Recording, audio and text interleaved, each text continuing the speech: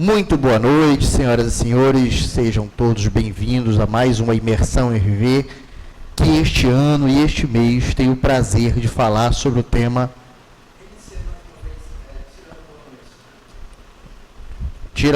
Tá. Vamos lá, então. Olá, senhoras e senhores, sejam muito bem-vindos a mais uma Imersão RV, que neste mês de outubro falará mais uma vez sobre a saúde.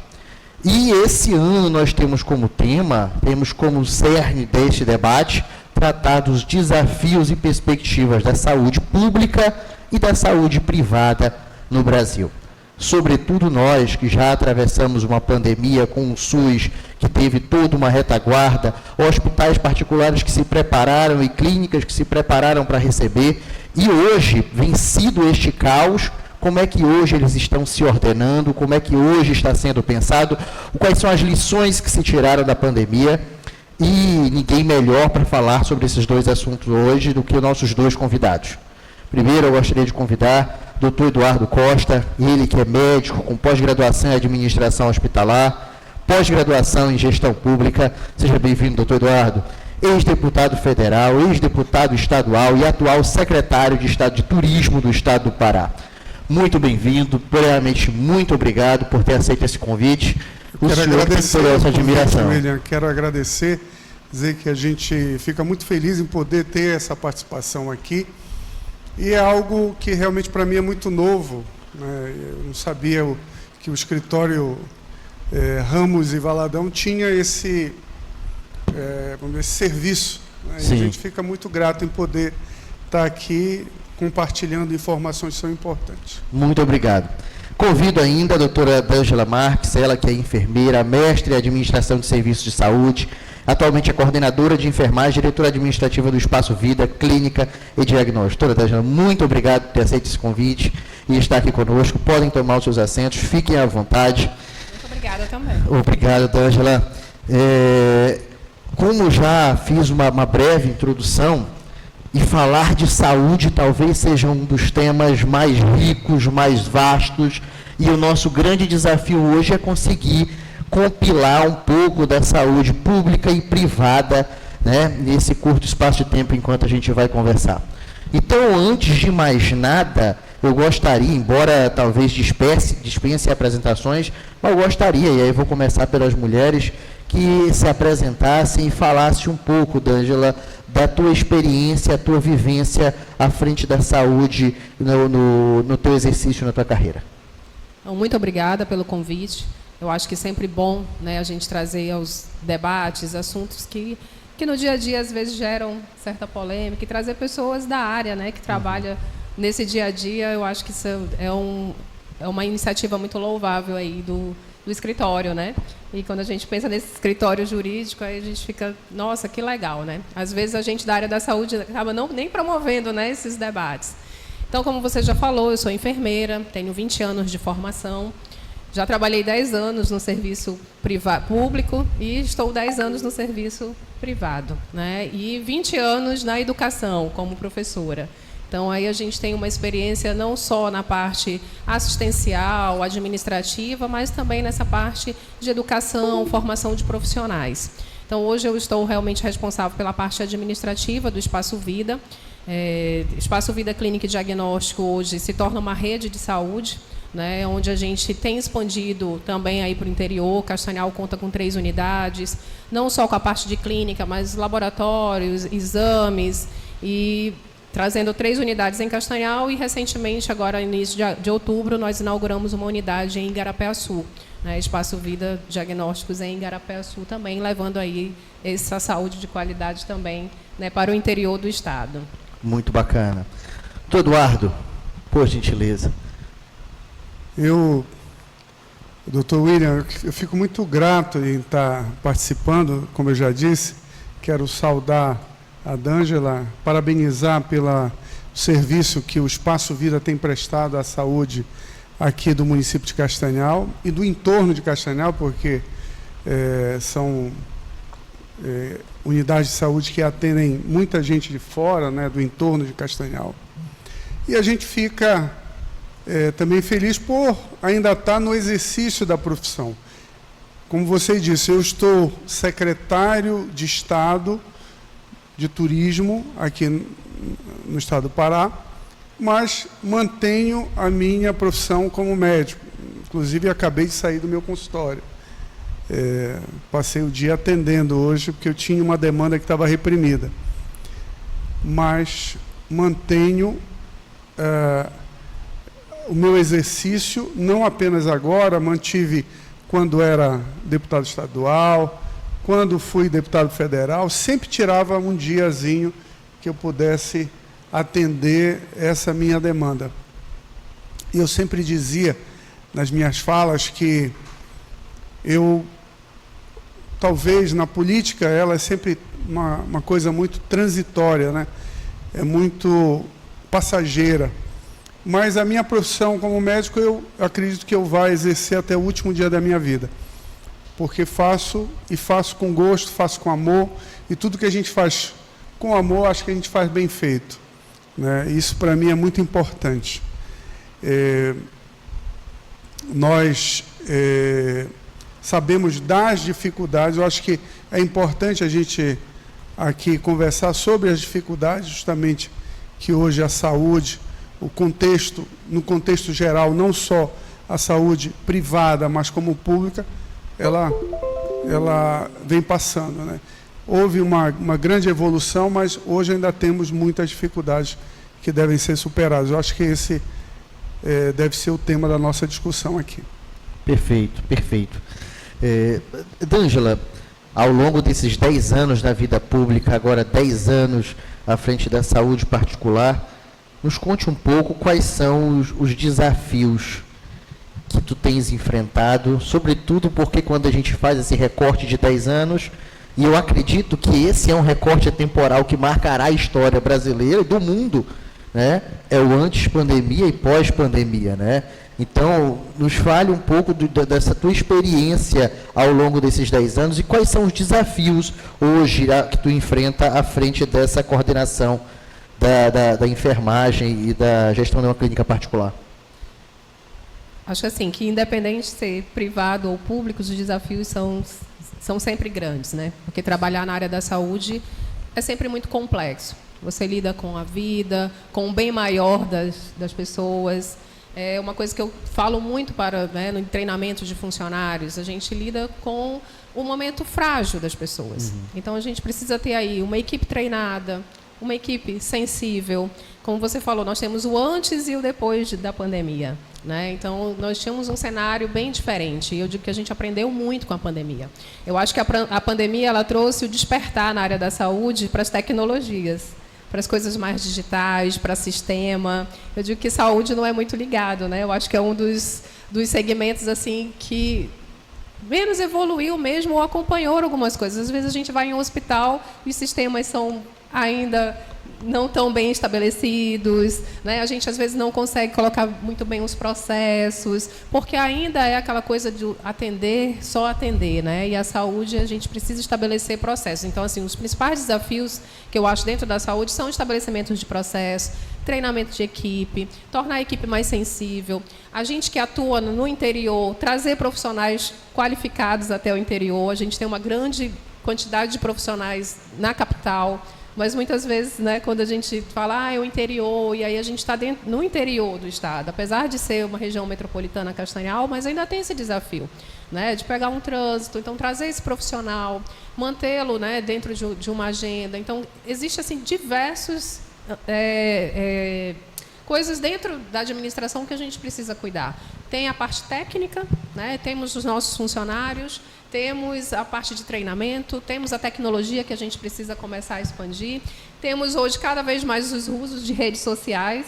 Nosso paciente está lá nas redes sociais, altamente informado, né? Então, eles estão sedentos de informação. Então, hoje também é para se trabalhar dentro, então, não só no serviço público, mas no serviço privado. A gente precisa fornecer orientação, informação de qualidade, precisa trabalhar essa questão dos informativos em redes sociais. Então, assim, a gente precisou despertar para isso. E eu acho que a pandemia ela trouxe esse despertar. Eu vejo muito colega, depois da pandemia, que começou a trabalhar a questão das redes sociais, as informações, colocou um sistema para administrar, porque aí a gente viu que na pandemia a gente precisava de algumas coisas. Precisou da telemedicina, Sim. que era algo que não se falava em telemedicina. Era algo que nem se discutia, né, doutor Jorge? Ou era algo meio... Ou era algo meio... Corta essa parte. Ou era algo meio estigmatizado, né? Na verdade, doutor era algo Eduardo Costa, eu vou voltar. Então, a gente não falava de telemedicina e hoje a gente vê realmente, né, falando sobre isso, discutindo. Eu acho que é algo que, eu digo que é o pontinho que incomoda. Sim. Né? Eu acho que o doutor Eduardo pode até, nesse momento, complementar, porque ainda existe uma resistência muito grande, mas quando a gente vai para grandes centros, isso é uma realidade.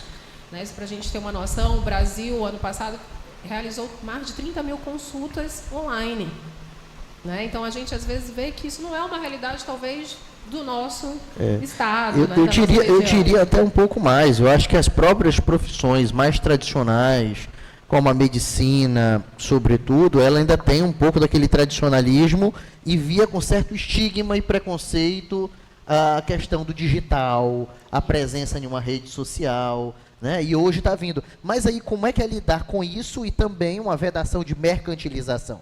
Né? Porque a gente sabe, doutor Eduardo, que a saúde é um direito de todos. Né? E aí vem a saúde particular, a saúde privada, como um apoio, né, que é a saúde pública. Como é que é lidar com essa certa estigmatização que você tem? Porque aí vem esse estigma, né? Você está se vendendo, então, né? Porque aí vai vender saúde. Mas eu acho que não, isso é a informação. Eu acho que a rede privada ela jamais vai concorrer com a rede pública. Eles são serviços que se complementam. São complementos. Né? Eles se complementam. Então, é trazer mais acesso, é que as pessoas tenham mais possibilidade de acessar realmente informação, saúde de qualidade. Eu acho que o SUS assim, tem serviços maravilhosos. Como eu falei, eu já trabalhei no sistema público, né? E eu não gosto que fale mal do sistema público, porque a gente sabe que existem sistemas, serviços maravilhosos dentro do serviço público também. A própria INS qualifica como saúde suplementar. Eles se complementam. Né? Se a gente for olhar, realmente, quando eu estou falando de telemedicina, o SUS foi um dos primeiros a implementar a telemedicina. Né? Então, ele vem na frente, né, às vezes. Eu vou fazer aqui um complemento do que foi dito. Primeiro, a questão da telemedicina. Eu estava no exercício do mandato como deputado federal quando iniciou a pandemia. Então, uma das opções que nós tínhamos era justamente aprovar que existia um certo preconceito em fazer a consulta online, né, a consulta à distância. E nós tivemos a necessidade de aprovar devido justamente ao fato da pandemia ter essa dificuldade de acesso, essa dificuldade de transporte. Você muitas vezes não podia ir de uma cidade para outra, você tinha que ficar dentro de casa e através da consulta à distância, você conseguiria dar uma assistência. Então, foi feito todo um regramento, né, com as normas e as situações que eram obrigatórias, e hoje nós temos como opção a telemedicina. E eu acho que é muito boa, porque se a gente for analisar em alguns casos, onde existe realmente a dificuldade do paciente se deslocar, ou muitas vezes no interior muito distante, que você precisa ter uma consulta de um especialista, de uma pessoa que muitas vezes jamais vai naquele interior fazer aquela consulta. Então, isso tudo facilita muito. Com relação a que você disse aqui, está na nossa Constituição que a saúde é um direito do cidadão e um dever do Estado. Isso é muito verdade. E parece uma utopia, porque a gente jamais imaginava que o SUS pudesse atender a todas as demandas de saúde da população brasileira. E ele tem, lógico, as suas carências, suas dificuldades, mas eu digo, o SUS é o melhor sistema de saúde que existe no mundo. Está sendo copiado, né, pelos Estados Unidos, por outros países, pela Inglaterra, pela França, mas como funciona no Brasil, realmente ele é diferenciado. Então, nós temos que nos orgulharmos de ter o SUS e mesmo com todas as dificuldades, muitas vezes você conseguir resolver algumas demandas de saúde, mas ele ainda é a grande opção, né, para todo cidadão, não só aquele que não tem o plano de saúde, mas também aquele que tem o plano de saúde. Porque muitas vezes o plano de saúde não paga e o SUS paga. Né? Um caso, por exemplo, de uma terapia nova, uma terapia revolucionária e tal, você pode, por incrível que pareça, conseguir pelo SUS e dificilmente você conseguirá que o plano de saúde pague. Né? E é isso, eu acho que nós temos que valorizar o que foi conquistado até hoje, né, com a Constituição de 88, né, e o SUS, ele realmente, a gente tem que se orgulhar dele.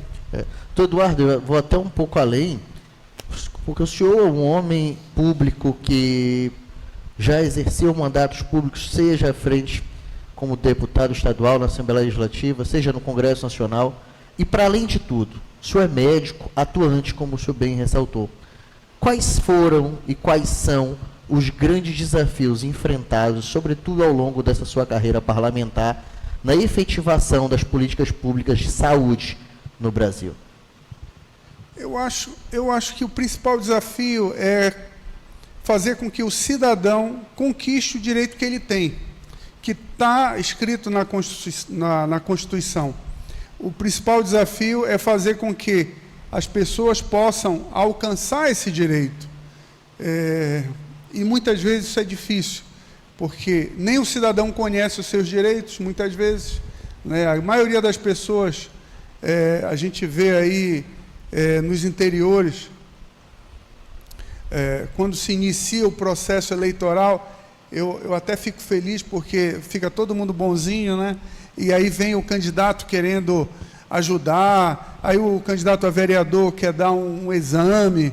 Só que quem está fazendo isso é o Sistema Único de Saúde, é um direito próprio do cidadão.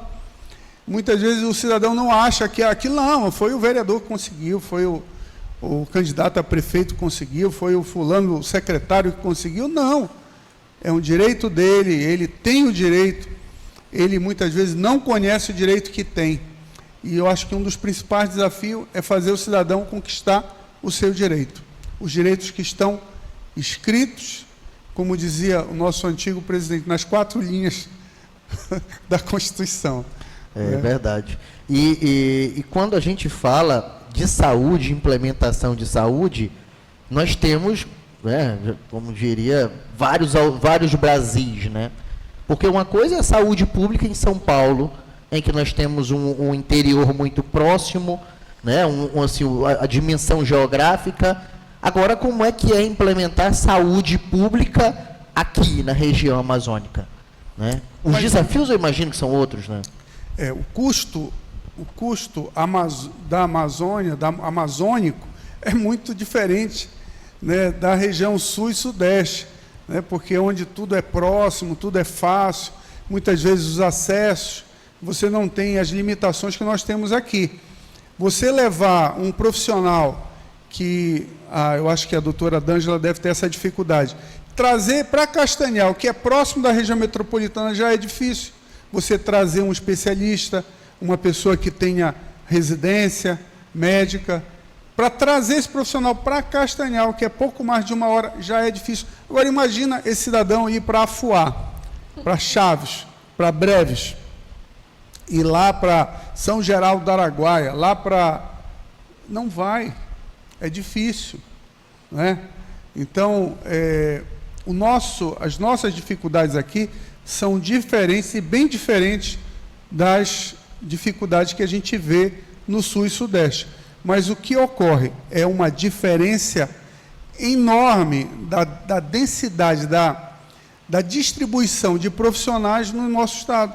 Você tem uma grande quantidade na região metropolitana e você tem uma distribuição muito pouca, muito desigual, muito pequena nos interiores. né, nas cidades menores.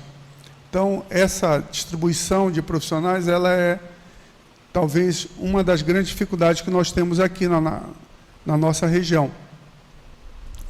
Mas a gente tem que também, de alguma forma, elogiar hoje o governo do Estado, que tem, desde o governo passado e agora mais intensamente o governo do governador Helder, em investir em estruturas, em hospitais regionais que possam atender as demandas regionais, né, nos 4 cantos desse Estado. Então, e hospitais que têm uma qualidade boa, né, de serviço, e eu acredito que os investimentos que estão acontecendo também, não só em hospitais, mas, por exemplo, em clínicas de atendimento à criança autista, hospitais de reabilitação, serviços, hospitais especializados em saúde da mulher. Então, são vários investimentos que estão sendo feitos e estão, de alguma forma, melhorando a qualidade do serviço que é prestado na saúde aqui no estado do Pará. Isso é muito importante. Perfeito. Doutora D'Angela, sobretudo no enfoque em Castanhal, eu queria saber da senhora quais são os principais desafios. Porque a saúde, por si só, ela é algo caro, né? Os aparelhos são caros, os profissionais têm um custo mais elevado. Então, como é que, por exemplo, quando a gente fala na saúde no ramo público, a gente está falando que existe ali um governo, né, que está custeando, tem tributos que custeiam, mas como é que é essa gestão de recursos, o desafio de gestão de recursos na saúde privada e o atendimento aos pacientes? Isso é um grande desafio, né? Todo investimento em saúde, ele é sempre altíssimo. Então, no momento em que a gente pensa, vamos renovar um equipamento, e aí esse equipamento, e às vezes em 5 anos esse equipamento já ficou obsoleto. A gente já precisa investir, até porque, como eu estou falando, a gente está no momento que a tecnologia ela está avançando muito rápido. Então, quando a gente pensa que comprou um equipamento de última geração, daqui a 5 anos esse equipamento já precisa ser substituído. E muitas vezes a gente, né, fez o financiamento para terminar de pagar esse equipamento em 4, 5 anos. Então, realmente, o custo é muito alto, né? Há uma linha de crédito acessível para isso? Existe linhas de créditos acessíveis, mas é claro, você já precisa ter um tempo de mercado, um histórico, né? Então, quando você inicia, tudo é muito difícil, né? Você, às vezes, não consegue acessar essas linhas de crédito. E a gente também não está num momento muito bom de taxas de juros, né? Mas, assim, além disso, a gente tem a dificuldade, além do caro, às vezes o acesso até de uma manutenção, de uma assistência técnica, que às vezes é especializada e você precisa mandar para outro lugar, você não tem aqui. Então, a gente ainda tem essa questão regional. Não é só o SUS que sofre com essa questão regional. A gente também sofre com algumas coisas, né? A gente precisa guardar um determinado material ou produto que a gente compra de fora, porque aqui a gente não tem disponível, ou porque a manutenção daquele equipamento atende toda a região norte, que é diferente quando você vai para São Paulo, que é uma grande quantidade de clínicas. Aqui já é menor. Então, eles acabam que um vendedor ou um representante atende Pará, Amapá, Maranhão, faz toda uma região. Então, às vezes, a gente fica aguardando um técnico 1 semana para ele chegar aqui para fazer essa manutenção, essa revisão. Então, são desafios. E, como o doutor falou, também na parte profissional. Trazer esse profissional para tirar ele do conforto de um grande centro, a gente precisa oferecer, às vezes, um valor um valor que realmente compense para ele. Que é a primeira coisa que ele questiona. Então, aí não dá para dizer, eu vou fazer um serviço barato, né? E quando se fala de interior, e quanto mais interior, mais dificuldade. Mais dificuldade a gente vai tendo de levar os serviços, os profissionais, tendo essa questão do equipamento, a gente tem que avaliar o custo, né? E às vezes o paciente cobra da gente algumas coisas que realmente fica, às vezes, inviável. E aí, como eu falei, sempre se completa, né? Esse serviço privado, ele é necessário se complementar com o SUS, e o SUS completa o Isso que eu ia perguntar, esse paciente da rede privada, ele é um paciente mais exigente? Eu acredito que pelo fato dele estar, né, pagando, ele tem as suas exigências, mas não é tão distinto, porque quando se trata de saúde, né, eu acho que a gente, independente de ser rede privada ou pública, quando se trata de saúde, a gente exige que realmente, porque é o nosso maior bem. Né? Então, independente de onde eu esteja, eu quero ser bem tratado, eu quero ter um resultado de qualidade, eu quero confiar naquilo que está sendo entregue. E eu acredito que um grande desafio na área da saúde é conquistar essa credibilidade. Mas, assim, eu sempre me coloco aqui, doutor Eduardo, como um ignorante. Sim. Que estou aqui para instigar a conversa. E a percepção que muito se tem, às vezes, é de pensar, eu estou numa rede pública, lá estão me prestando um favor. Que é o que o doutor Eduardo falou, que é o grande desafio é inculcar na pessoa daquilo lá que não é um favor, o direito dela. É um direito. E na rede privada já tem o outro sentimento, eu estou pagando que eles são me obrigados. Eu tinha um ditado, isso, quando eu trabalhava na rede pública, que eu dizia assim, para os funcionários, fazer caridade com o dinheiro dos outros é fácil. Porque às vezes o funcionário chega e diz, não, eu vou levar gases, eu vou levar soro, eu vou fazer curativo no amigo. E aí eu sempre dizia, o serviço público não tem que dar lucro, mas ele também não pode dar prejuízo. Alguém tem que pagar essa conta.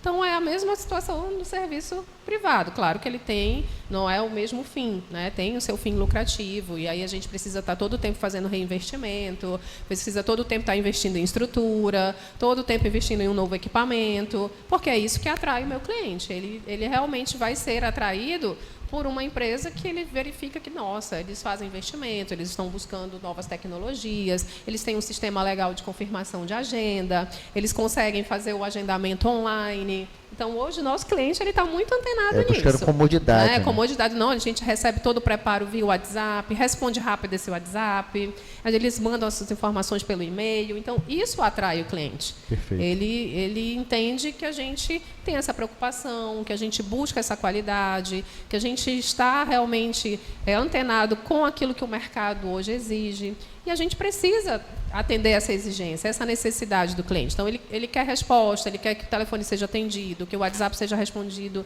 com eficiência, que a consulta dele seja, né, lembrada, que ele marcou. Então, ele tem essa exigência porque ele, né, nesse momento, ele cobra isso da gente.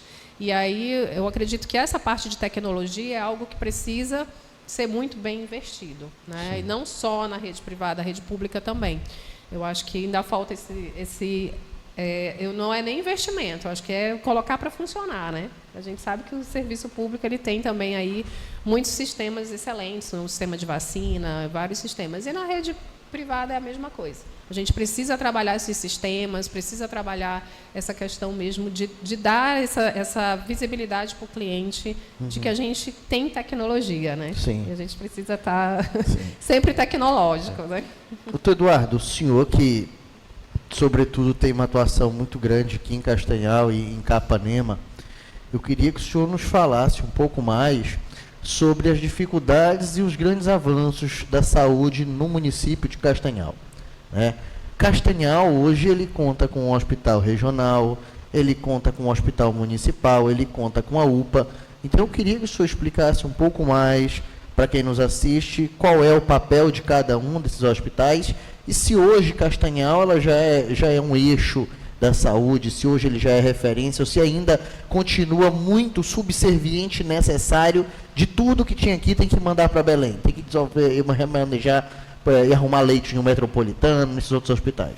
Olha, William, eu vejo Castanhal, como vejo também Capanema, Bragança, municípios polos em saúde. Né?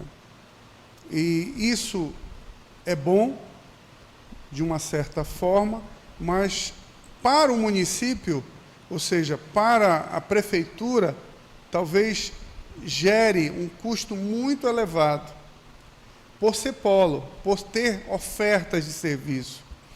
Porque o que ocorre é que os outros municípios menores, eles não fazem, muitas vezes, a prestação do serviço da saúde e apenas encaminham o seu cidadão. Então, ele encaminha para os municípios que são polos. Então, eu vou dar um exemplo aqui. O município de Castanhal hoje atende grande parte da sua demanda, não é dos cidadãos de Castanhal, mas dos cidadãos de Terra Alta, de Curuçá, de Marapani, de Maracanã, de Igarapé-Açu, aqui de Inhangapi, de Santa Isabel. Mas por quê? Porque são municípios pequenos e os serviços que são prestados lá são, vamos dizer, não tem a necessidade de resolver as demandas que o cidadão precisa. E muitos dos municípios, esses menores, não fazem o mínimo. E o que seria o mínimo? É você ter um laboratório de análises clínicas, é você ter um exame para a parte cardiológica, a parte radiológica, né? Isso é o mínimo. E eles não têm o mínimo. O que é que eles têm? Eles têm a ambulância. Então, eles fazem um tratamento chamado ambulancioterapia. É botar na ambulância e levar para o hospital, para a UPA, lá para o município de Castanhal, para o município de Capanema, para o município de Bragança. E quem fica responsável por esse paciente quando ele chega aqui é o município de Castanhal, né? E aí o custo gerado por isso é muito alto. Ah, doutor, mas isso aí existe compensações, onde as pactuações valem, ou seja, o recurso que viria para o município de Terra Alta viria para cá. Não é bem assim. As pactuações, elas não ocorrem dessa forma e muitas vezes o município pactua com uma região que não recebe o seu município, porque quem faz a pactuação é o próprio município. Não é o fluxo que ocorre do paciente que vem para cá. Ah, não, vem tantos pacientes para cá, então vamos fazer a pactuação com o Castanhal. Não é assim. Ele pode pactuar com o município, sei lá, de Marituba. Ele pode pactuar com o município de Ananindeua.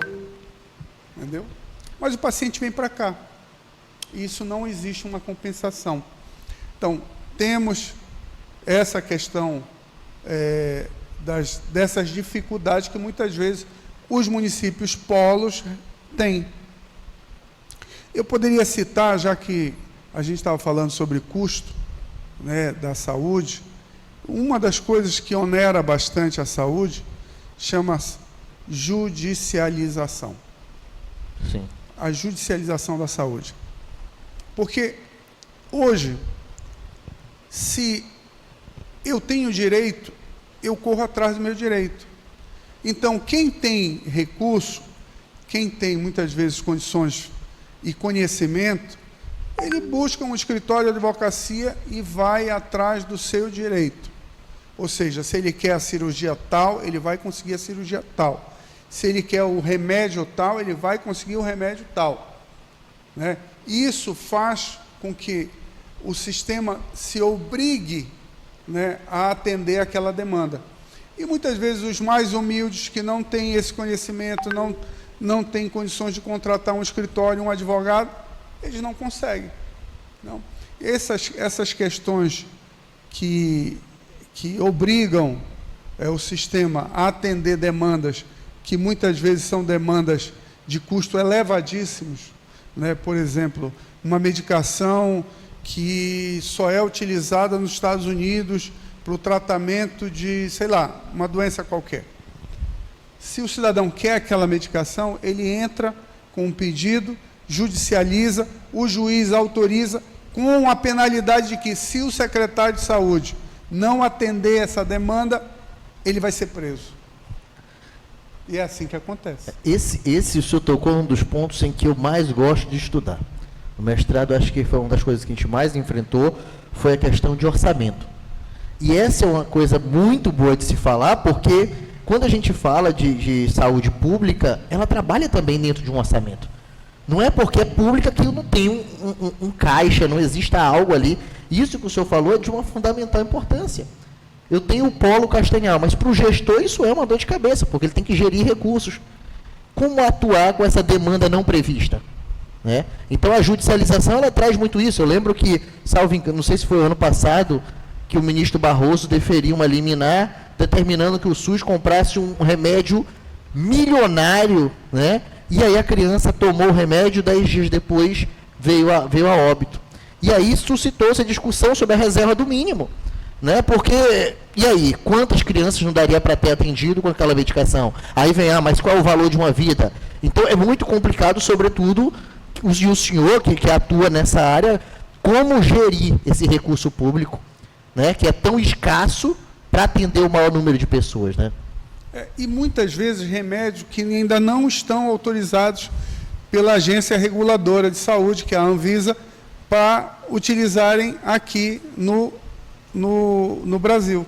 Então, esses remédios que ainda não estão autorizados, muitas vezes, por judicialização, a pessoa é obrigada a fazer a compra, a Secretaria Estadual de Saúde, a fazer a compra desse medicamento. Eu vou te dar um exemplo que é muito comum.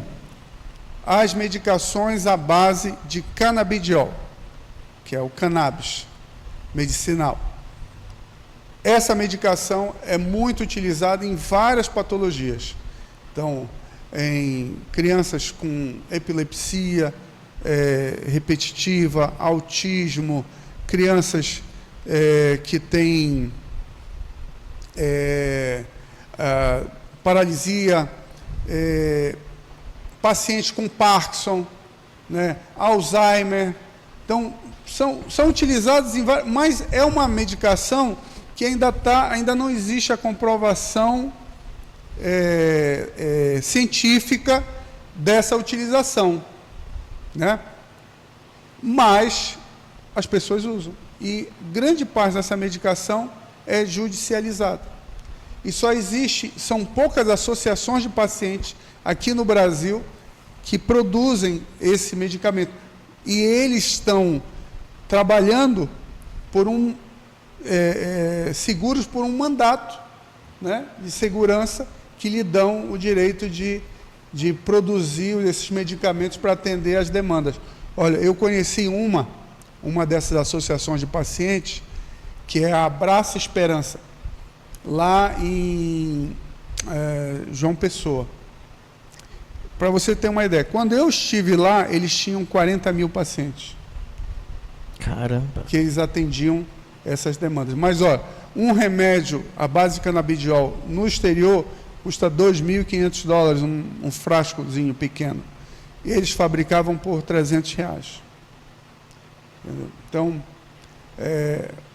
para te ver, existem muitas situações que quebram como você disse, quebram a possibilidade de você se organizar para ter o recurso para pagar no final do mês as demandas. Porque existem as questões que são judicializadas e que muitas vezes você tem que conseguir aquele recurso para bancar aquele medicamento, aquele exame, aquela cirurgia que muitas vezes não está prevista. Sim. E essa questão da judicialização da saúde privada não, mas na pública ela sofre muito. Eu lembro uma época em que fui procurador do município de São João de Pirabas e nós enfrentávamos cotidianamente a subversão de certas ordens, porque um hospital ele tem a ordem de prioridades, ele sabe alocar os leitos, aí de repente chega uma canetada e fala, arranca cidadão lá do leito, embora ele esteja precisando, porque esse outro aqui tem que entrar. Como se uma decisão criasse um leito, né? E a decisão não cria um leito, o leito existe, alguém está na ordem para aquele leito, né? Então esse também é um desafio ainda maior, né? É um desafio. Na verdade, na rede privada, a judicialização ela ocorre muito nos planos de saúde, né? Aí já são os planos de saúde que sofrem, né? Não a clínica em si que faz o atendimento, mas sim o plano de saúde, né? Porque aí também o paciente busca os seus direitos. E só reafirmando o que o doutor falou em relação ao polo, na rede privada a gente confirma justamente isso também. 50% do nosso atendimento são de pacientes fora de Castanhal. Então, realmente, Castanhal acaba sendo esse polo, ele é buscado, não só na rede pública, mas também na privada, pelos pacientes, né? Então a gente acaba fazendo a retaguarda desses municípios, que são municípios que não têm muito acesso mesmo ao profissional, né? E aí entra novamente essa questão realmente desse acesso, de melhorar esse acesso. Como melhorar? Isso é um grande desafio. Como melhorar o acesso dessas comunidades mais remotas? E aí a gente está falando de comunidades que têm acesso hoje por transportes, as estradas estão boas, e quando a gente vai para o Ribeirinho, né? Então, são realmente grandes dificuldades. Né? Eu lembro que eu fiz aqui uma imersão sobre a indústria, e aí eu recebi o Hélio, lá da ILEA, e ele falando também da grande dificuldade. Hélio, qual é a grande dificuldade da industrialização no Pará? Ele falou logística. Logística. Hoje nós temos uma malha viária extremamente comprometida, nosso abastecimento é difícil, é longe. Então, assim, para tudo envolve a logística, na saúde também envolve a logística, né? Assim, nós passamos por um período dificílimo, né? Um período de pandemia, que nos ensinou muito. Mas eu queria que nós fizéssemos um balanço desse período, já passado mais algum tempo, já esfriado mais, voltamos à realidade anterior ou vivemos realmente uma nova realidade? O que a pandemia nos ensinou?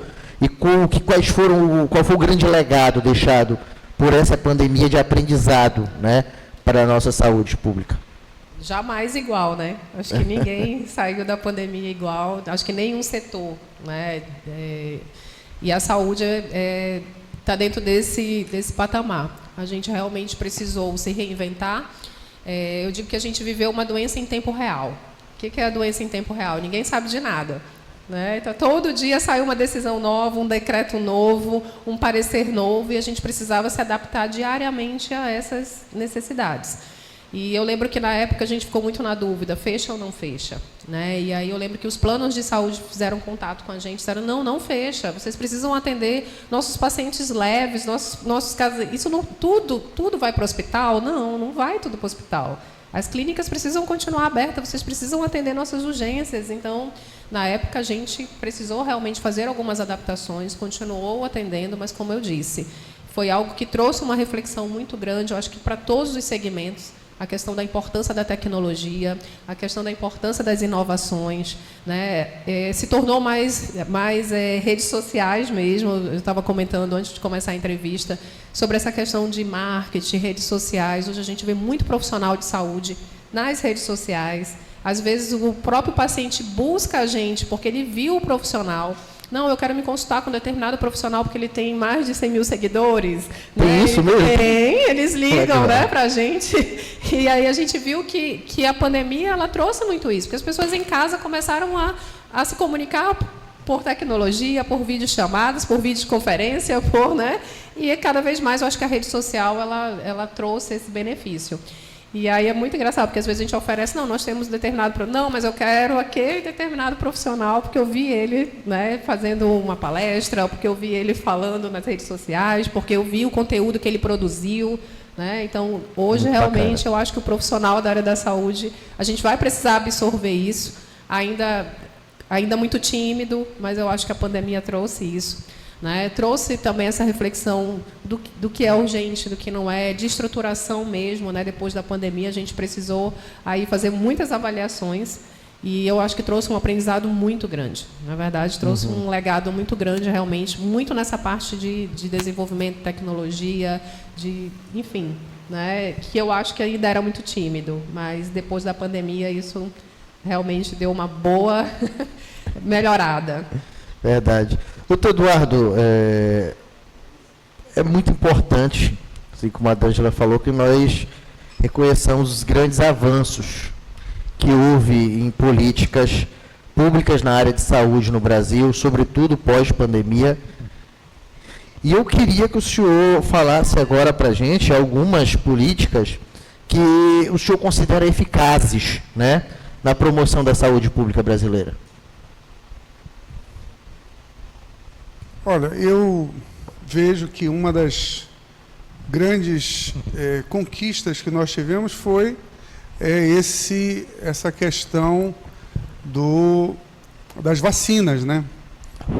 Eu acho que o Ministério conseguiu reduzir o número de de óbitos, né, com a pandemia, depois de implementar, né, e poder utilizar as vacinas e fazer com que a população aceitasse, né, ser vacinada, né? Então, essa questão ela foi muito importante. Eu vejo, como a D'Angela falou, hoje existe o Dr. Google, né, D'Angela? O Dr. Google é danado, porque ele sabe de tudo. E o cidadão está sempre bem mais informado, né? Isso, até certo ponto, é bom, e, por um outro lado, também não é tão bom, porque as pessoas acabam misturando as coisas. Existem pessoas que acabam e somatizam demais, né, suas doenças. E muitas vezes ficam ansiosas, deprimidas, preocupadas. Então, é complicado. Mas eu queria reforçar aqui, Dr. William, uma das bandeiras que a gente defendeu, né, e defendeu como no mandato que nós tivemos como deputado federal, que é a questão da formação acadêmica, formação em medicina. Hoje a gente vê que os filhos de pessoas que têm uma certa condição financeira, eles têm a condição de terem um diploma e terem condições do exercício da profissão como médico. Hoje, a saúde, a medicina, ela está elitizada. Temos muitas faculdades, na sua maioria são faculdades privadas, onde, se o cidadão tem recurso, ele vai passando de ano e, com 6 anos, ele tem um diploma na mão. E esse diploma lhe dá a condição de fazer qualquer tipo de procedimento na saúde. O que nós entendemos é que o cidadão comum, um cidadão mais humilde, sem tanta condição, pelos obstáculos que são colocados para o acesso hoje até uma faculdade pública, porque quem está na faculdade pública é também aquele que tem uma certa condição financeira, porque teve uma base, teve uma formação primária e média de boa qualidade, teve cursinho de redação, teve cursinho de química e física e conseguiu passar no vestibular e hoje está ocupando as cadeiras nas faculdades públicas, na sua maioria, e quando ele não passa, ele vai para as faculdades privadas porque o pai tem condições de pagar uma mensalidade de 10 mil reais.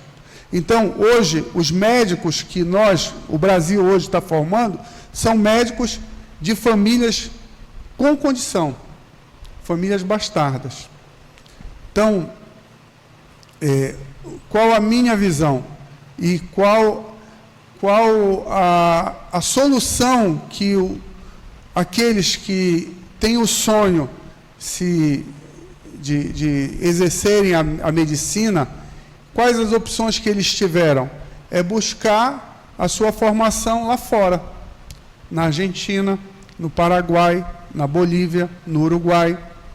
E esses cidadãos, eles passam 6 anos, estudam e querem voltar para o Brasil para o exercício da profissão.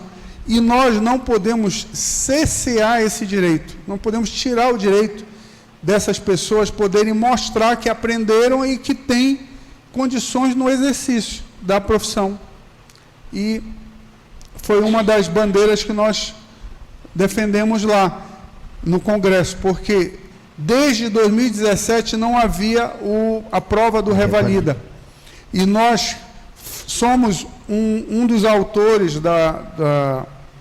do projeto de lei que criou a opção do Revalida 2 vezes ao ano. No início e no final do ano, sempre. No início e no meio do ano, nós temos um Revalida. De forma obrigatória. O governo é obrigado a fazer o Revalida. E esse revalida dar condições dessa pessoa que se formou lá fora, porque não tem condições de pagar uma faculdade cara, como é aqui, né? E quer exercer a profissão, quer ter o seu CRM, quer ter a oportunidade de mostrar que aprendeu lá fora, né? Então, uma das bandeiras que nós defendemos foi justamente a questão da revalidação dos diplomas, né? O CFM é contrário, foi um grande obstáculo. Mas, quando nós colocamos um projeto de lei que ainda não foi votado, está tramitando lá no Congresso, que obriga todas as faculdades, independente de pública, privada ou daquele cidadão que se formou no exterior, a ter uma prova que comprove a condição do cidadão que saiu formado do exercício da profissão, como se faz na OAB. Na OAB, o cidadão sai e ele tem que prestar a prova da ordem para poder mostrar que ele tem condições do exercício Conselho da advocacia. De contabilidade também. Da contabilidade. Então, na medicina tem que ter também. Porque o que a gente está vendo, a proliferação de faculdades privadas que não sabem exatamente o tipo de profissional que estão colocando no mercado. O caso escandaloso que ocorreu lá na Universidade de Santa Amaro, Unisa, com os estudantes de medicina se masturbando em quadra. Um exemplo aí. Né? Então, assim, como é que está a educação hoje do profissional da área de medicina? Então, assim, essa bandeira levantada pelo senhor é importantíssima, é um ponto que tem que ser debatido. Porque talvez se nós submetêssemos os estudantes de medicina do Brasil à prova do revalida, não passariam. Passariam, pelo menos, eu não vou dizer que nenhum passaria, mas o índice de aprovação é em torno de 20%. São poucos que passam, né? Então, essa proposta, ela está tramitando no Congresso, e eu acredito que tanto nós recebemos o apoio tanto do CFM, o Conselho Federal de Medicina, quanto da AMB, né, que é a Associação Médica Brasileira. E é necessário, efetivamente necessário, porque muitas vezes a gente não sabe, quando a gente leva ou quando a gente vai no médico, ou leva algum parente nosso no médico, a gente não sabe o que aquele cidadão, qual o tipo de formação que ele teve, qual as condições que ele tem no exercício da profissão. Sim. Na verdade, quando isso foi discutido, não foi pensado, né? Porque eu lembro que acho que em 2010, mais ou menos, a discussão era justamente isso. Que já tinha mais de 10 anos que não se abria cursos novos, né? Nem vagas novas de medicina. Então, o acesso ao curso também era muito restrito. Então, essa é uma discussão que é muito ampla, porque aí eu vou discutir sobre o acesso das pessoas, porque era muito difícil mesmo e dificilmente se acessava, mas se liberou esse acesso, em contrapartidas teve uma elitização, né? A gente deixou ali um acesso também restrito, mesmo que seja privado.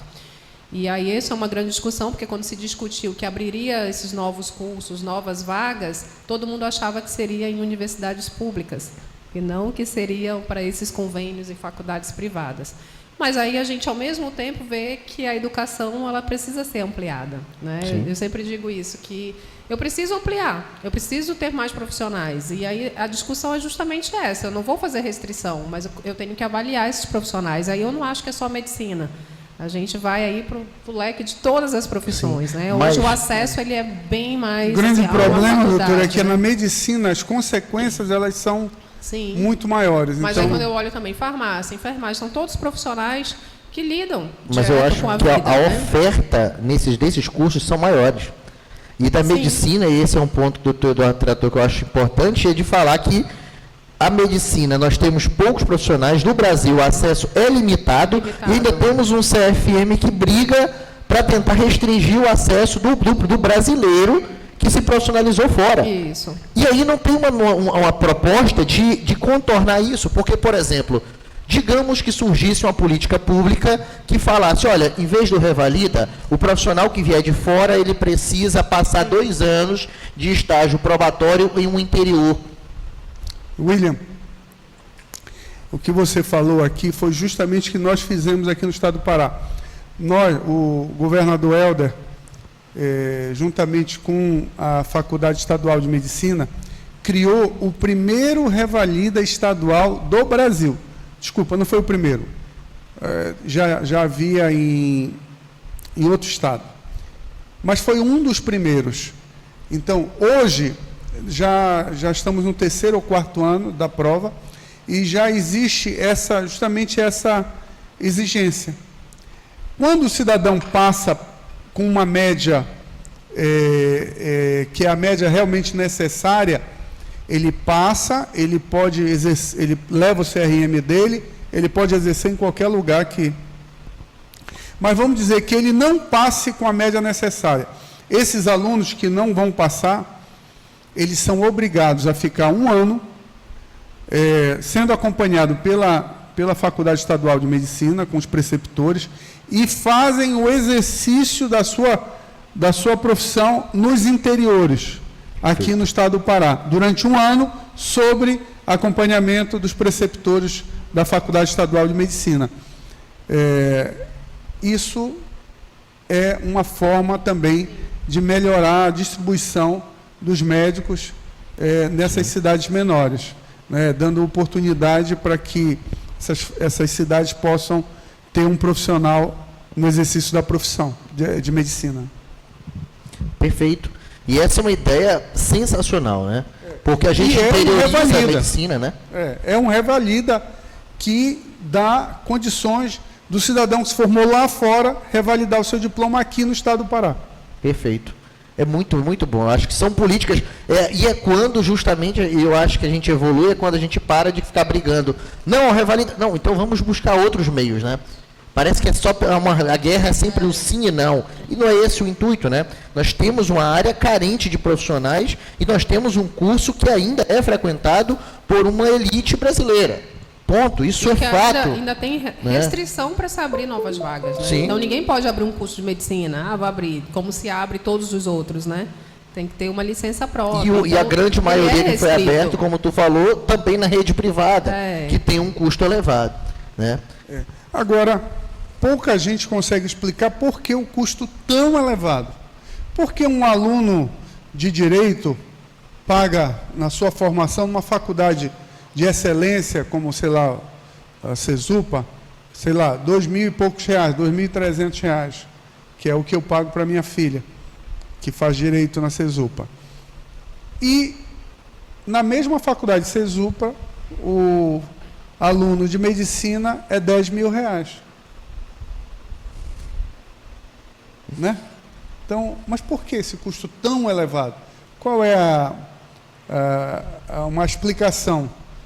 Isso restringe, né, grande parte das pessoas que querem ter o acesso, né, que querem poder ter a oportunidade de estudar numa escola de qualidade.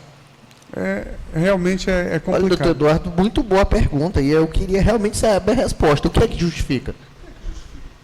Por quê? Precisa de mais equipamentos para dar uma aula de medicina? O senhor já esteve lá sentado. O que é que precisa? O que tem de tão caro? Tanto eu quanto meus 4 irmãos, 5 médicos na família, nós nos formamos pela UEPA, Faculdade Estadual de Medicina.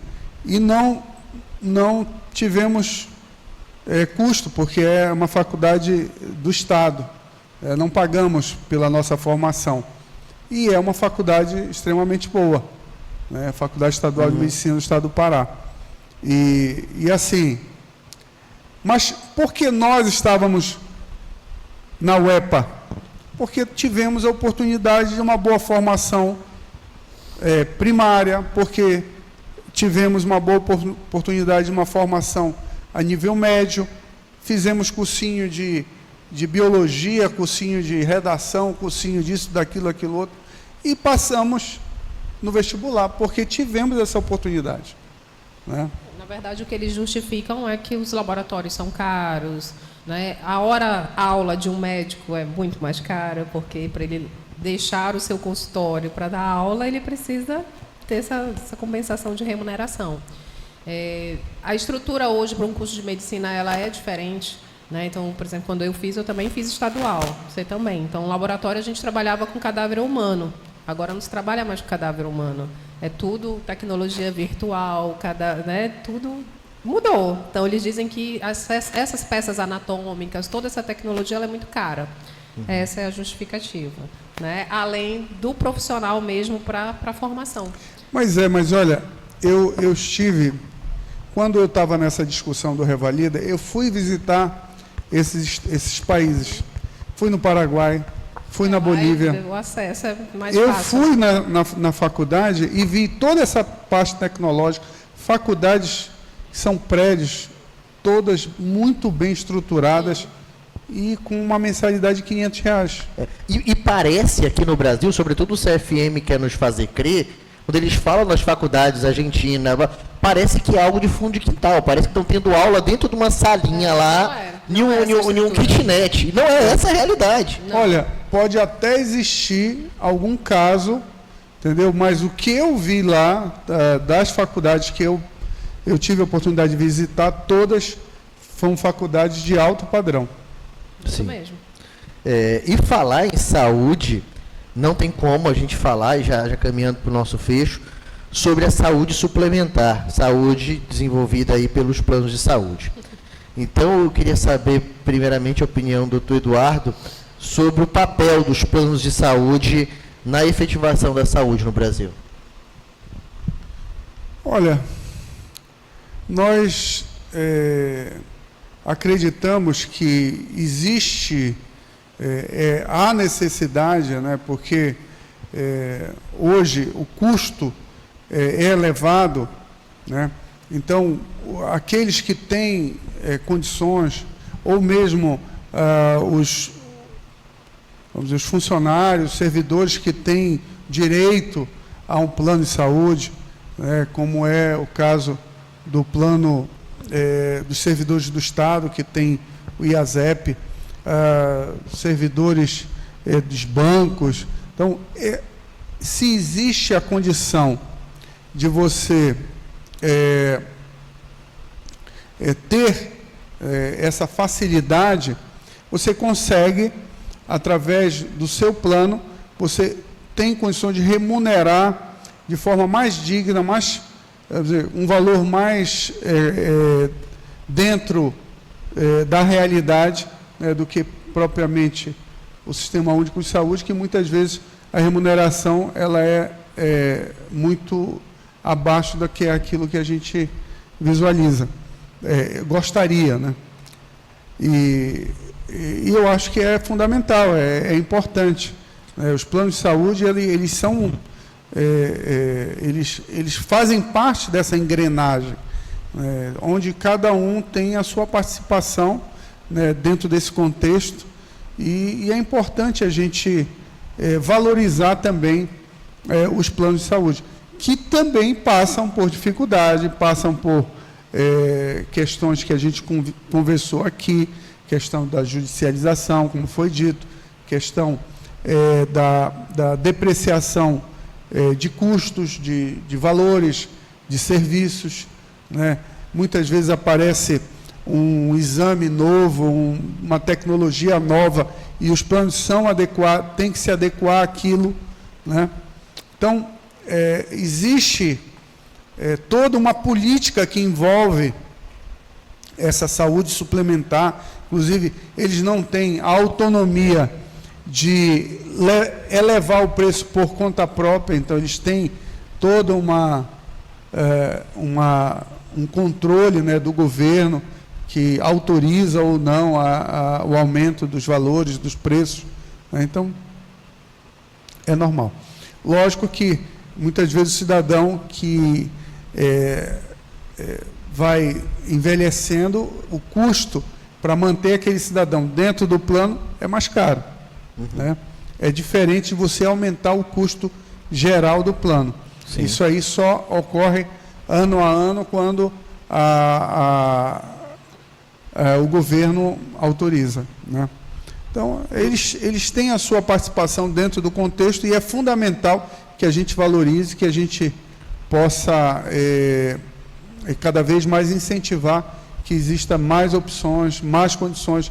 Hoje, grande parte, eu acho que a D'Angela deve entender um pouco mais do que eu, muitos fecharam as portas, né?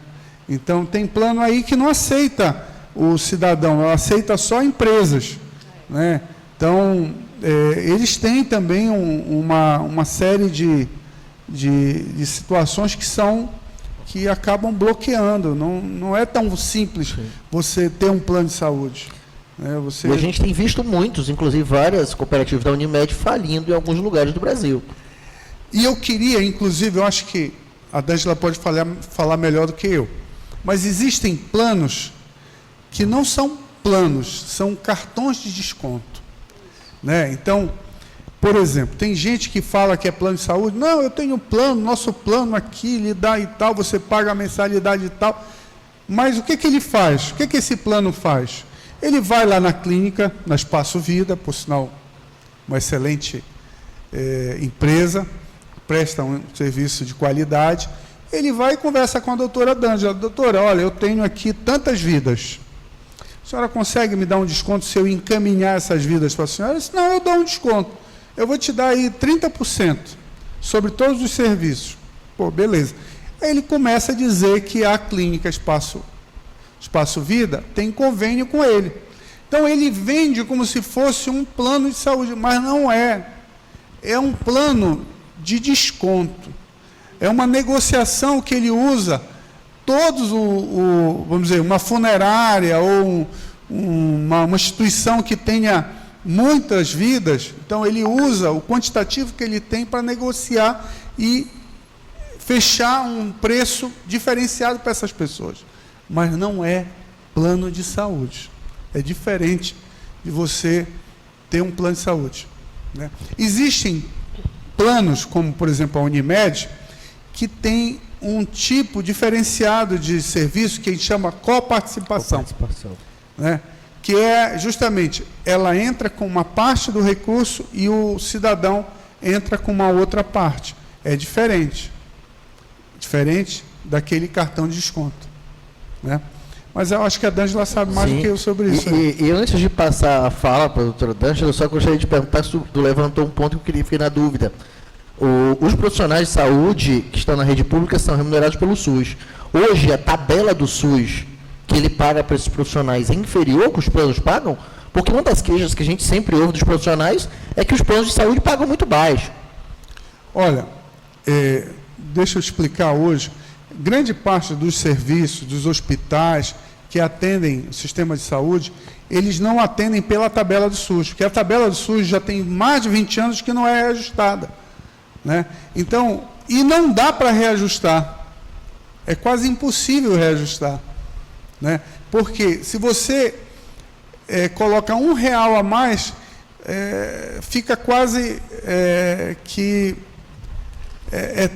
são tantas bases que são afetadas que você tem dificuldade de aumentar a tabela, e é real. Mas o que se faz hoje, na maioria dos serviços públicos, como é o caso aqui do Hospital São José, eles fazem uma pactuação, eles fazem um contrato de serviço, onde é colocado por metas de atendimento. Então, vamos dizer, tem uma pactuação com o município de Castanhal. Então, olha, você tem tantos partos para serem executados nesse mês, você tem tantas cesáreas, você tem cirurgias de urgência, tanto. Então, esse quantitativo, o hospital ele tem que bater pelo menos 80% daquela meta, para receber um valor total, entendeu? Entendi. Então, não é mais baseado pelo valor da tabela SUS, entendeu? Mas sim por esses contratos que são feitos tanto com o município quanto com o Estado. Hoje, o Hospital São José tem um contrato tanto com o município de Castanhal quanto com o município, com o Estado, né, com o governo do Estado. Perfeito. Doutora D'Angela, a senhora que está aí na rede privada vai nos falar com maior profundidade sobre os planos de saúde. Eu queria saber um pouco mais sobre essa remuneração que os planos de saúde fazem dos profissionais e dos exames, né? E como é que isso impacta na gestão financeira das clínicas. Eu digo que é uma briga constante, né? Porque não é a mesma tabela do SUS, é uma tabela diferente, mas que também não é tão agradável, né? E tem momentos que a gente não consegue atender. Então, por mais que a gente tenha... Doutora, me permita, tem consulta de um plano de saúde que paga R$ 38. Sim, R$ 38 para o serviço, para a clínica, não é para o médico. E aí, pagando para a clínica, eu tenho que tirar as tributações, imposto, porque na área da saúde também a tributação é um grande custo, né? E a gente tem a tributação de serviço. Então, eu emito nota, tiro a tributação, tiro a parte da clínica, eu vou pagar para o médico R$ 15. Qual o médico que a gente consegue para atender esse plano? Então, muitas vezes tem planos que a gente não consegue. E alguns profissionais também, hoje, já se colocando no mercado, não atendem determinado plano ou não atende pelo plano de saúde, por conta dos valores de consulta, né? E o exame acaba a gente fazendo a negociação direto com esse plano. Os planos de saúde, eles trabalham com tabelas de acordo com a sua qualificação. Então, se você tem determinadas certificações, qualificações, você tem uma tabela A. Você não tem uma determinada qualificação, temos a tabela B. E aí vai diminuindo os valores. Quanto menos qualificação o serviço tem, menor vai ser a tabela. Então, nem sempre a tabela que ele pratica, vamos dizer, com um grande hospital, ou com um grande centro, ou com um centro que tem a sua qualificação, é a mesma que ele vai trabalhar com uma outra clínica. Então, eles também possuem tabelas diferenciadas de acordo com a classificação do serviço e a qualificação desse serviço. E aí, às vezes, a gente até faz o credenciamento, tem que pedir, às vezes, muito recontratuação, revisão de tabela, fazer os pacotes, e tem coisas que a gente não consegue atender, porque o custo é tão alto e a gente não consegue atender pelaquela determinada tabela. E, às vezes, o paciente questiona, mas por que não atende? Porque, realmente, a gente não consegue atender com a tabela existente. Sim. Então, a gente, às vezes, precisa estar fazendo justamente esse filtro, né? O que eu consigo atender, o que cobre o custo, o que é que não cobre, porque também, para a gente atender e só dizer que atende, também é uma situação além que é complicada. Além de ter que lidar com a inadimplência ainda de alguns planos. Aí já é o plano. Não. Aí vamos lá, os planos nacionais a gente não tem essa inadimplência. Quando ele fala, por exemplo, alguns planos só tem de empresa, por exemplo, o Bradesco é um, né, que só abre para pessoa jurídica, né, a gente não tem esse problema com inadimplência. Existem, às vezes, alguns planos locais que eles trabalham com algumas inadimplências, né? E aí isso é um problema também, né? Porque você precisa remunerar o médico já prestou serviço, você já pagou teu prestador de laboratório, mas você não recebeu do plano. E aí eu digo que sempre é a gente que paga a conta, né? O dono da clínica paga a conta. E a gente fica ali com aquele caixa e realmente é muito difícil. Hoje, realmente, existe uma vertente muito do cartão de desconto. O cartão de desconto, ele não era legalizado, tá? Tem apenas 2 anos que ele foi legalizado, o cartão de desconto sendo vinculado à clínica, apesar de se fazer há muito mais tempo, né? E os cartões de desconto agora podem ser vinculados à clínica, ao médico, ao profissional. O Conselho Federal de Medicina liberou isso, né? E realmente é uma alternativa, é uma opção, não é plano de saúde, porque ele não é regulado pela ANS, realmente é um acordo entre o convênio e a clínica, né, de desconto, a gente fornece os descontos, é uma possibilidade de acesso, né, de dar um desconto. Então, a gente trabalha com esses convênios de desconto, uma tabela intermediária, nem é o preço do particular, mas também não é o preço do plano de saúde, e aí você consegue ali manter pelo menos os custos, né, operacionais, e que hoje está crescente, né? E aí a gente vê todo mundo, aí as clínicas fazendo seu próprio cartão, as funerárias, os sindicatos, enfim, a gente tem aí várias vertentes para esses cartões de desconto, né? Perfeito. E que agora são legalizados. E é por isso que a gente ouve falar mais, a gente vê mais esses cartões vinculados à clínica, que era uma opção, mas, claro, eu estou falando de uma opção de um acesso ambulatorial, né, de serviços ambulatoriais, serviços que não são urgência, que não é internação, que não é cirurgia, né, e que são esses serviços que são de alto custo. Né, quando a gente vai para esses serviços hospitalares, que é o custo maior dentro de uma área de saúde. quando o paciente precisa de uma internação, de uma cirurgia, que o plano já cobre. Também nós temos hoje planos que estão trabalhando justamente isso. Planos que trabalham com um preço menor, um plano de saúde, você paga menor o plano, mas você só usa ele se for para atendimentos hospitalares. No atendimento ambulatorial, você paga tudo. Então, quer dizer, você vai continuar pagando a consulta, os exames, são novos arranjos para justamente diminuir esse custo, ter mais pacientes, porque na pandemia houve uma diminuição assim, absurda das vidas dos planos de saúde, porque as pessoas, né, acabaram entrando numa questão financeira e reduziu muito. E deixa eu só complementar. Existem muitas pessoas que, por terem um plano de saúde, elas têm o interesse de ir todo dia no médico e fazer exame todo mês, repete os exames, faz isso é um custo, então né? Fica um custo muito alto, né? Então ele tem a sensação de que ele não está pagando, né? Exatamente. Eu não pago, né? E aí ele acaba fazendo uma utilização desnecessária, excessiva. Então, quando ele é obrigado a pagar uma parte, aí ele já não vai. Isso. Por isso que a coparticipação é algo que é bem recorrente, né? Porque aí quando a gente solicita alguma coisa, não, mas eu pago, eu tenho a minha parte. Então, é uma forma que o plano encontrou para ele realmente não utilizar de forma desnecessária. Tanto, né? Diga-se de passagem, a coparticipação nem é tanto, né? Isso, mas já cria um efeito inibidor, né? E aí, claro, que internação, eu não vou lá e dizer, eu quero me internar, né? Não é algo voluntário. Mas é interessante isso. Os exames, não. A senhora falou uma coisa que eu fiquei na dúvida sobre a questão de alguns exames, algumas coisas a senhora não atender. Há essa segregação, por exemplo, eu atendo o plano A, mas esse exame eu não faço pelo plano A. Aí pode ser feito isso. Aí a gente conversa com o plano, olha, esse determinado procedimento eu não vou atender. Eu não consigo atender nessa sua tabela. Entendi. Eu pensei que uma vez que aderisse ao plano, teria que fazer tudo. Não, e tem planos de saúde também que ele credencia o nosso serviço, mas também não libera tudo. Então, por exemplo, entendi. Eu atendo Bradesco, Flex, todos os Bradescos, mas ele não liberou a radiologia para mim. Quando eu peço credenciamento da radiologia, ele diz, serviço suficiente na cidade de Castanhal. Não tenho como agregar mais um serviço. Eles também limitam a quantidade de serviços que eles credenciam. Entendi. Então, não é que eu não quero atender a radiologia. Porque eles não liberaram, porque eles entendem que já tem serviço suficiente. Entendi, perfeito. Entendeu? Nós estamos caminhando para o nosso final, já estamos há mais de uma hora aqui conversando, que passa muito rápido. E eu queria... Vou começar aqui pela doutora D'Angela, novamente começar primeiro pelas mulheres, para a senhora fazer a sua reflexão final sobre a saúde e nos falar um pouco de sugestões do que poderia melhorar para a nossa saúde e já deixar uma mensagem final aí para os nossos espectadores.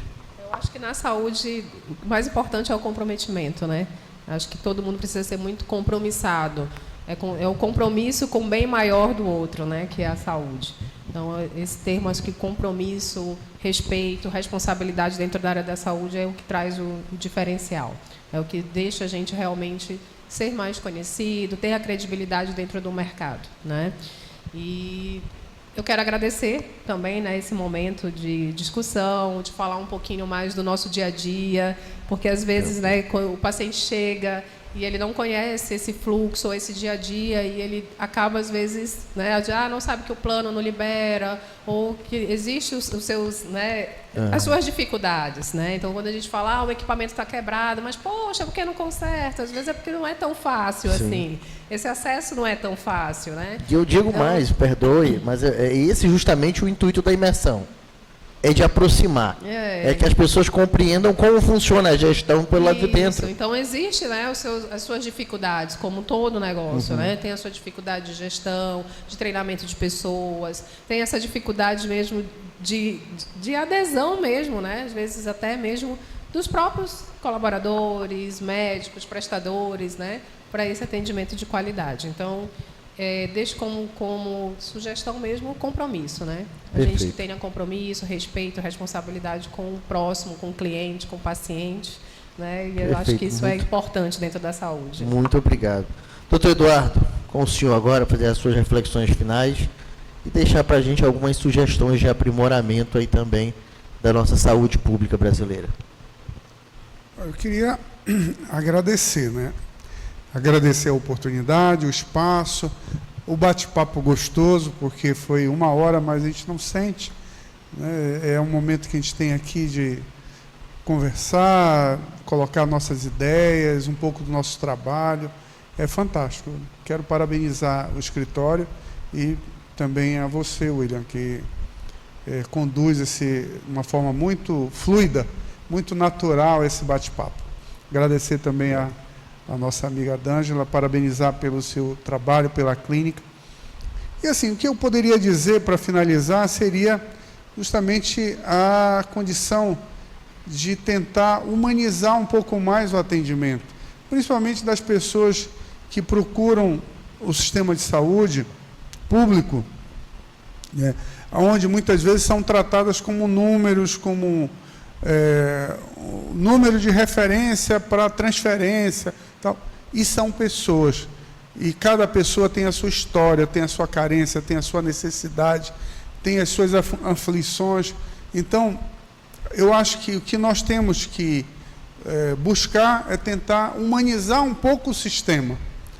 O sistema, ele é muito automatizado, mecanizado, e eu acho que a gente tem que analisar caso a caso e tentar, de alguma forma, dar um conforto. Eu acho que essa é a premissa da medicina, né? Quando você não consegue curar, você tem que confortar o paciente. E assim, eu acho que isso é fundamental. Fiquei feliz essa semana, eu tive a informação que o Dom Carlos está criando um hospital ali no APU, que é justamente para cuidados paliativos. É justamente essa situação de poder não apenas tratar, mas amparar, cuidar até o último momento, o último minuto da sua vida. Quero parabenizar a ideia e o trabalho que Dom Carlos vem fazendo aqui, não apenas em Castanhal, mas em todos os municípios que ele teve condições de trabalhar. E é isso. Obrigado. Valeu, muito obrigado.